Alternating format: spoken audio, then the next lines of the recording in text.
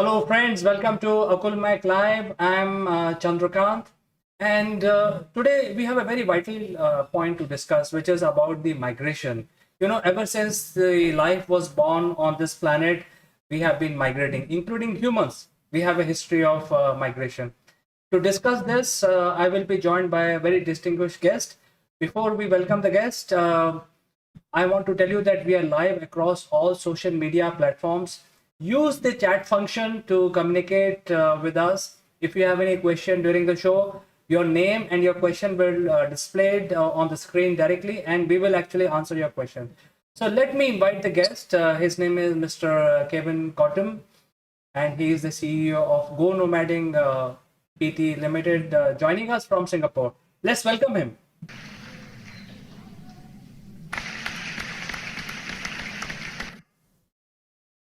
Kevin. Wow, that was quite the welcome. Thank you so much, Sandra. It's great to be back with you, and I'm looking forward to another great session with you. Absolutely, Kevin. In fact, I have given a little bit of hints to the viewers about the subject of today's discussion, and it's about migration. So, we have been migrating, all life forms migrate, including humans. So the question that I want to ask you to begin with is the difference between what happens with the migration related to humans. I think more so about, the migratory animals are called nomads. So why nomads migrate, and how this help individuals in the group in the current climate, especially when the borders are shut in many places. That's really the question. The overall bigger question is why the migration help human beings, and now especially the borders are shut. What are we going to do now?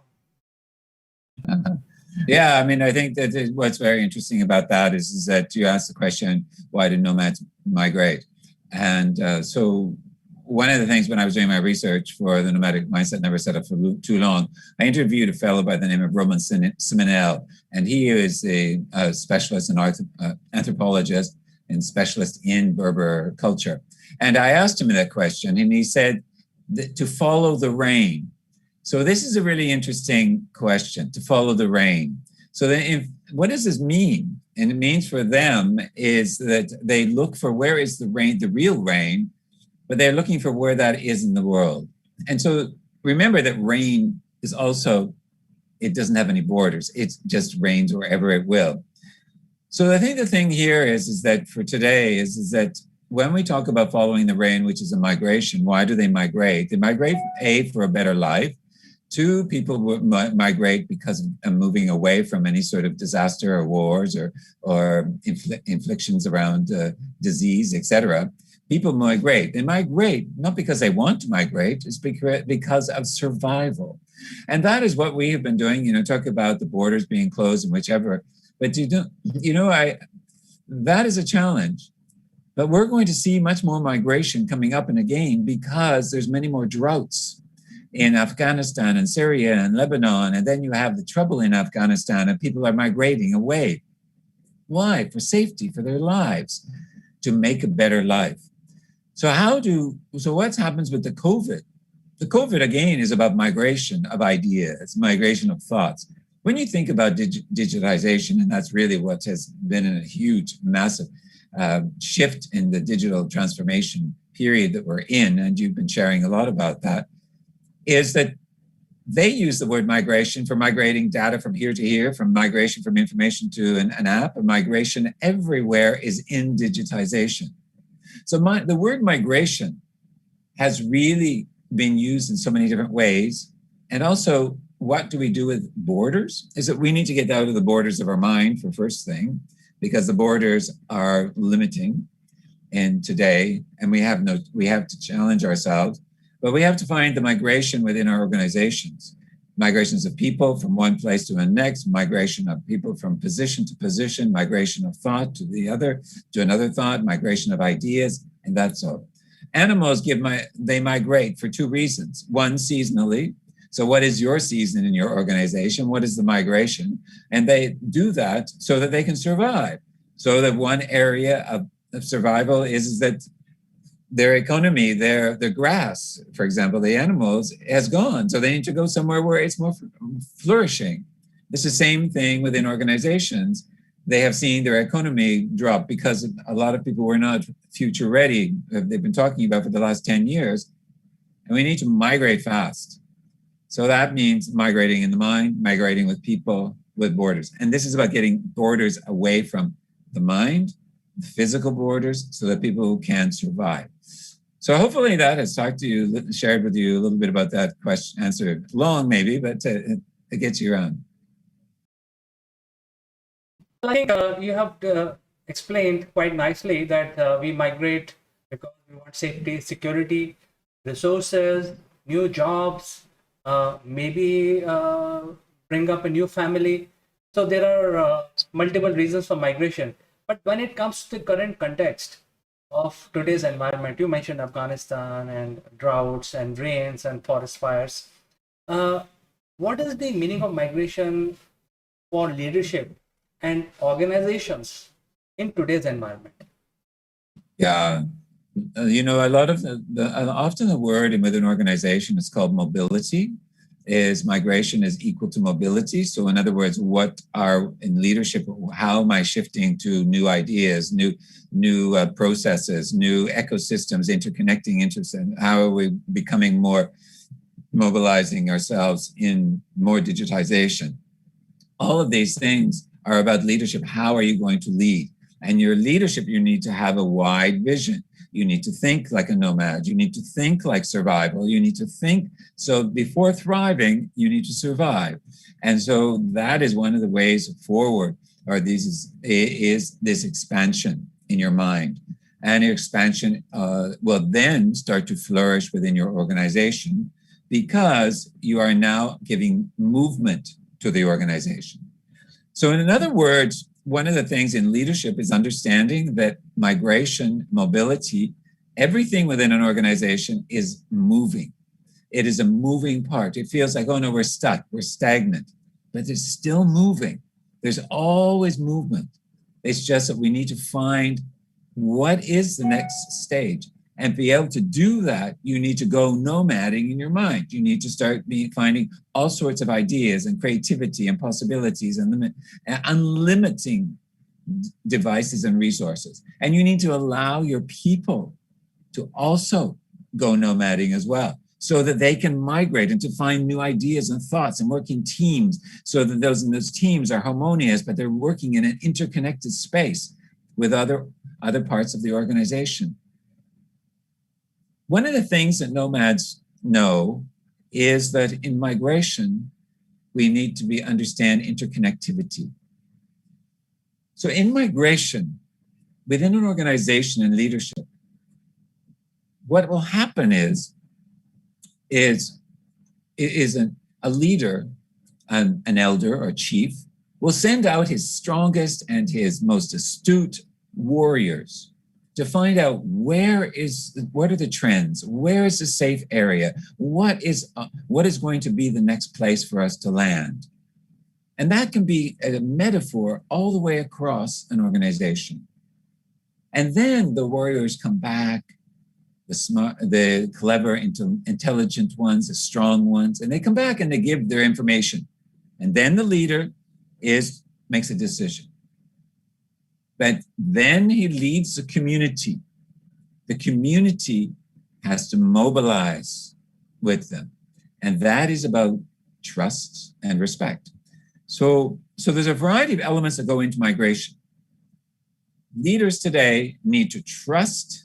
They need to gain respect more than what they're doing. They also understand their communities within their organization, communities external and their clients. How do we interconnect? Not connect, interconnect.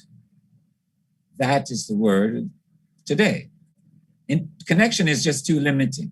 Interconnection is everything.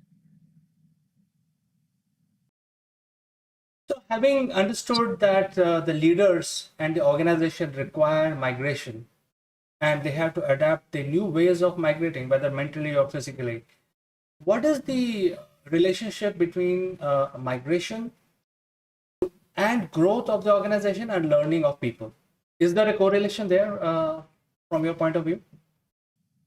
I mean, if you are migrating, you are developing, you are growing, you are allowing movement to happen. You're allowing teams to be more agile. You're allowing innovation to happen. You're allowing all of these things. And that is allowing the migration and the growth within the organization. But it has to have a plan. It has to be led. And it has to be led by somebody that is not going to be egocentric and say, no, it's my way or the highway. No, there are many people today within an organization that can share information so that you can migrate, you can be agile, you can adapt much faster. So cutting away a lot of the too much processes and too many factors in organization. You need to limit and you need to simplify everything so that there is more decisions made quicker. And that is mobility. That is migration. So for example, in the wild, the animals, the season changes. The animals don't spend a lot of time thinking about it. They move.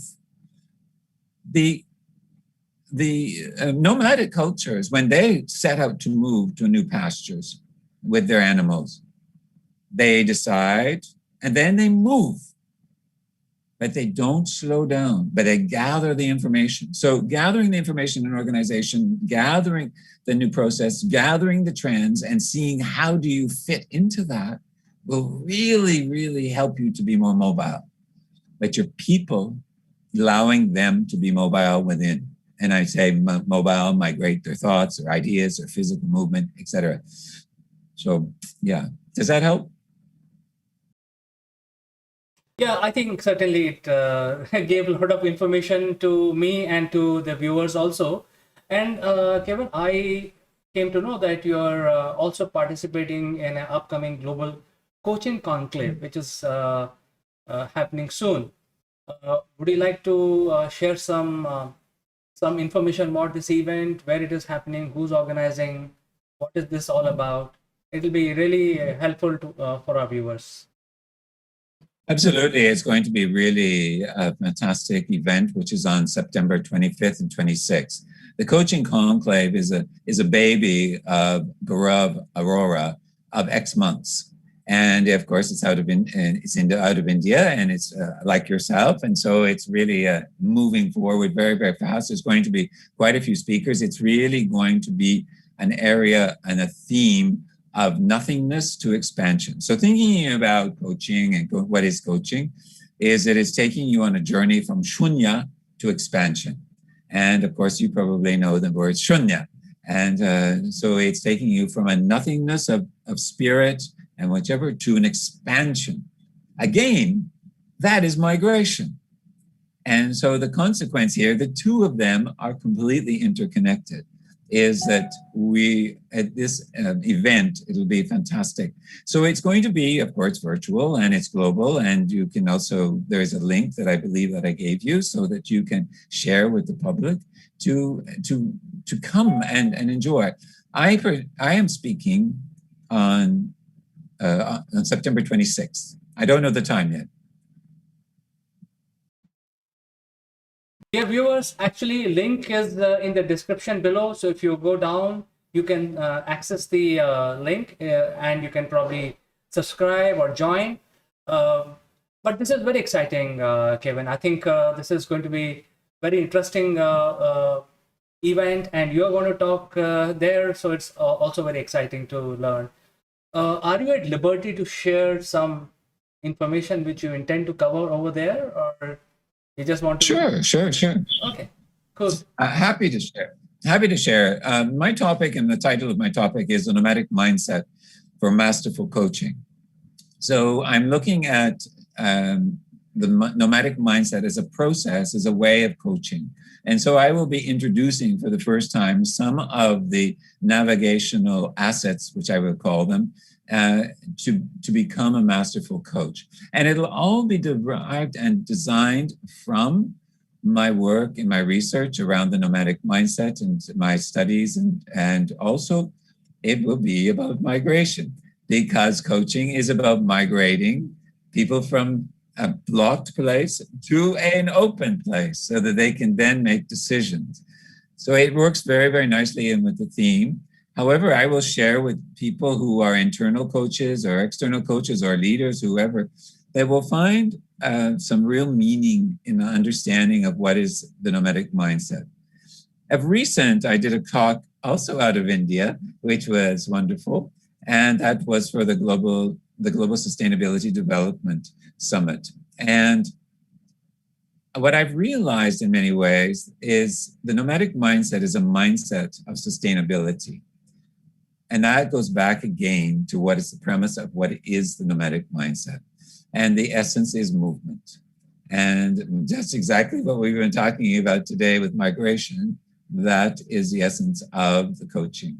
And how do we coach this beautiful, beautiful process and taking it through? So I will be sharing a variety of navigational assets and exactly what it's about.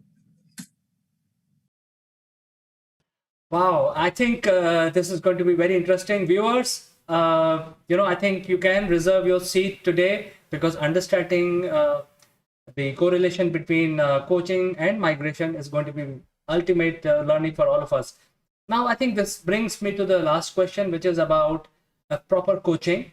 How does it benefit the organizations of today's world? Coaching. I mean, since COVID has happened, it's like everyone is a coach. And so there's been such a growth in coaching.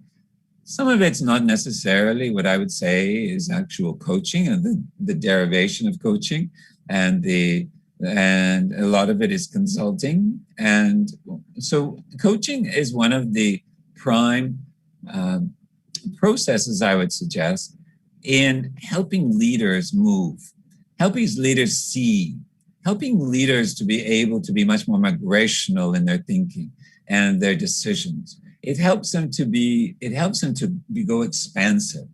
You see, one of the things that I realize in with my coaching is that of recent, because of COVID, many people have said to me, and many of my leaders that have come to me, and they said, I don't have time to reflect. And I say, well, this is something that's very important. And I say, what happens if you as a leader, if you don't reflect? And they say, it could go a lot of bad ways, because I need to sit with myself to really open up. So I suggest that the coaching then is actually a reflection. Is there time to reflect? And it is really a beautiful reflection, because it's about migration, and it's about movement, and it's about expansion. So the coaching helps organizations phenomenally. There are statistics, I don't have them off the top of my head, but it certainly is one of those places that is really wonderful. So today, in actual fact, there's a lot of face-to-face or person-to-person, often digital, and also team coaching. Team coaching seems to be the rave at the moment. And so a lot of people are getting to that because of perhaps COVID, because of expenses, but also team. And why I believe that is because we need to coach the community. And that's what I call a team, is a community. It is a clan. It's not necessarily a tribe, because a tribe, in actual fact, is a very large number of people. But a clan, a team, is often small. And so under 50 people. And that's usually what a clan is. So anyway, but I suggest it's called the community.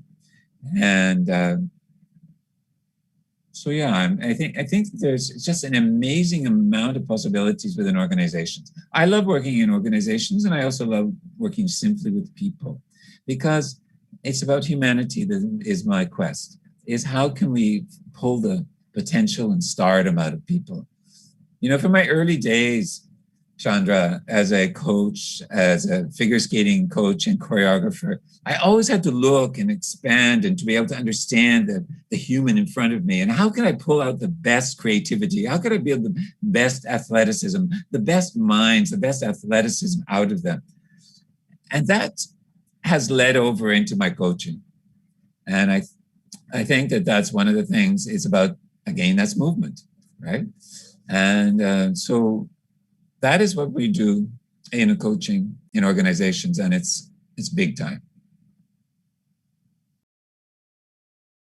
I think developing the nomading mindset is the most higher form of coaching. I think every individual needs this kind of coaching today, especially when we are passing through a bad phase. Humanity is passing through some of the worst years of recorded history. So to get the nomadic mindset is the ultimate goal. It should be ultimate goal. I think viewers, you can reach out to Kevin directly or join the conclave, which is happening just in few days. Kevin, thank you so much for basically finding time and very briefly covering these subjects. I know these are very, very vast subjects, cannot be covered in 15-20 minutes, but thank you so much for coming over.